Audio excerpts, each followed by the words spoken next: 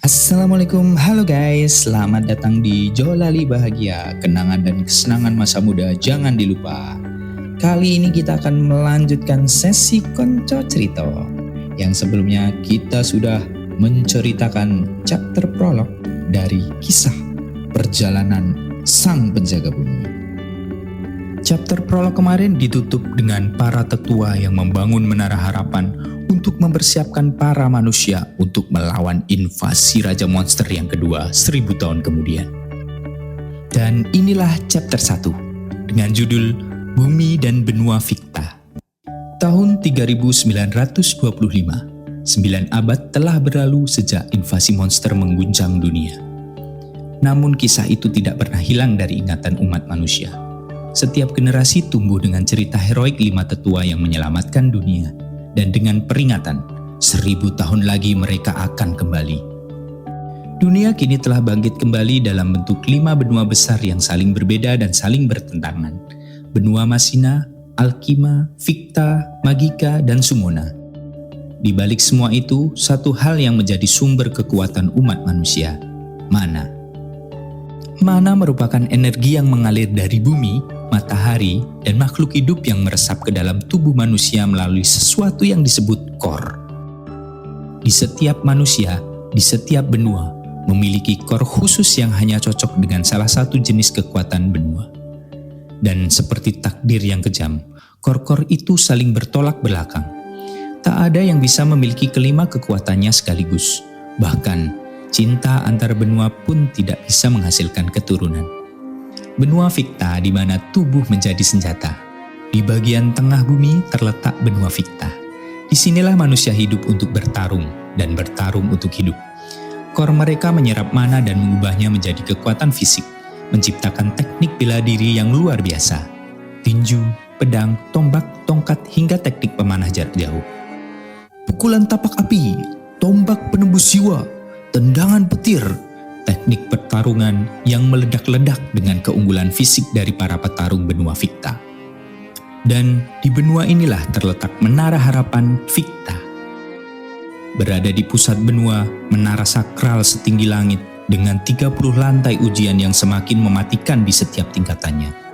Hanya mereka yang telah mencapai kekuatan dan tekad yang kuat yang mampu menembus lantai-lantai tertinggi. Untuk mempersiapkan generasi dan petarung elit, setiap benua membuat akademi-akademi pengembangan kekuatan.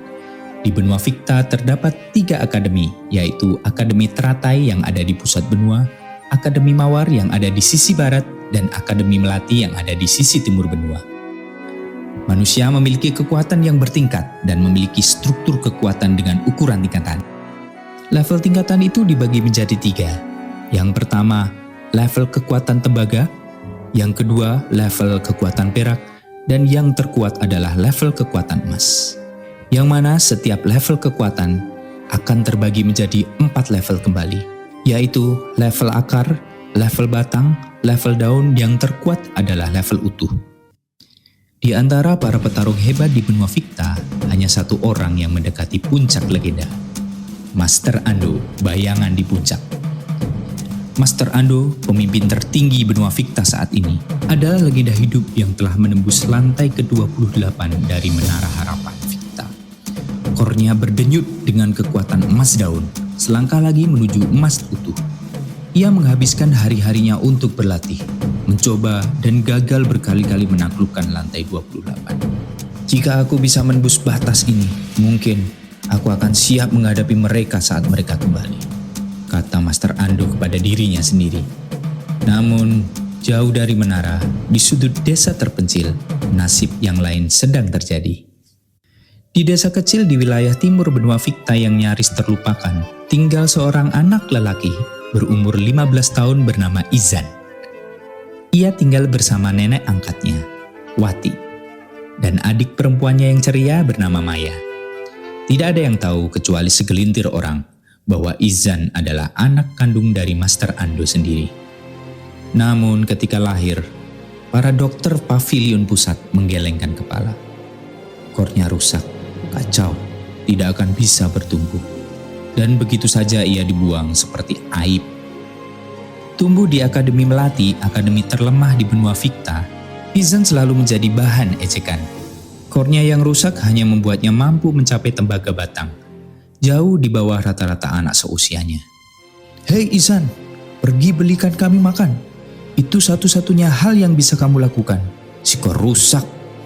Namun Izan tidak membalas. Ia hanya tersenyum meski hatinya menahan luka. Baginya bisa masuk di akademi saja sudah merupakan keajaiban. Sebuah bentuk penghormatan untuk nenek Wati yang bekerja siang malam demi menyekolahkannya.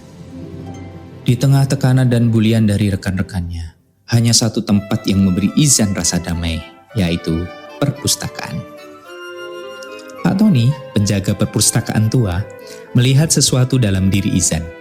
Meski lemah secara fisik, Izan adalah murid paling rajin membaca dan mencatat setiap teknik bertarung yang ia temukan di buku-buku tua.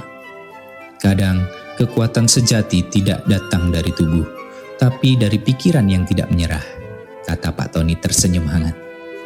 Izan terus berlatih diam-diam, mencoba meniru gerakan, teknik, dan pola dari buku yang ia baca. Tapi kor rusaknya tak pernah merespon seperti seharusnya.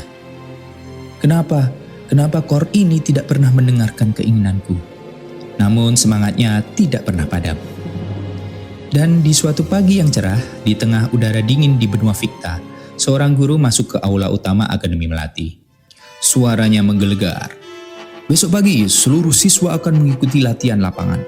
Kalian akan dibagi menjadi tim dan dikirim ke perbatasan barat untuk berburu monster level rendah." Desas-desus langsung menyebar. Ini adalah latihan pertama mereka di luar tembok akademi. Namun bagi Izan, ini adalah sesuatu yang lain. "Monster sungguhan, apakah aku bisa? Atau aku akan mati seperti yang mereka bilang?" Izan berkata dalam hati. Dalam dunia yang tak mengenal belas kasihan, sebuah kor rusak mungkin menjadi kunci perubahan. Atau justru awal kehancuran. Bersambung. Wow, seru kan guys? Ayo yang punya ide untuk chapter 2 dan selanjutnya bisa disampaikan di komen di bawah ya. Oke, sekian konco cerita hari ini. Perjalanan sang penjaga bumi. Apakah Izan ataukah yang lain? Nanti kita lihat di chapter-chapter selanjutnya. Sampai jumpa di chapter selanjutnya ya. Jolali bahagia.